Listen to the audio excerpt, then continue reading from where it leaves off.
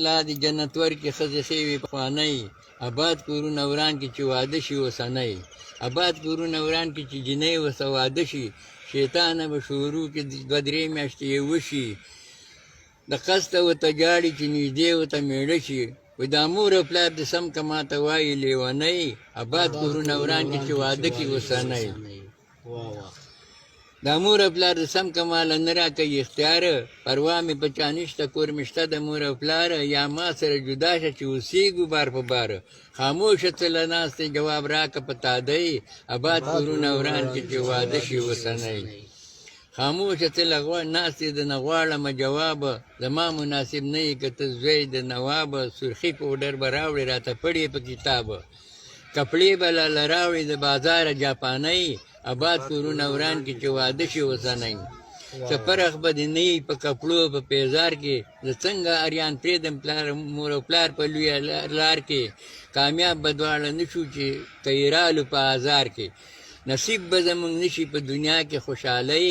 اباد کورونه وران کړي چې واده شي اوسنۍ وایي دا مور او پلار دې پرېږده قصه واوره د خپل وروره پرون دې سپکې سپورې راته وویلې خوره اریان مې وکاته ته نه وي چېرته کوره که دا بدل وانخلي زه به شمه پیریانۍ اباد کورونه وران کړي چې واده شي اوسنۍ تا مخکې ما ته نه ویل زه به اوس نه جدا شم ټول خپل پردی به پرېږدم پروا نشته که تباه شم نو جنۍ ویل خاونده ته زما شې او زما شې زه به ستا شم سر د غوا ورک شه شوده نه خورم د چیلۍ اباد کورونه وران شي چې واده کړي اوسنۍ سر د غوا ورک شه زما خوښ دي ټماټره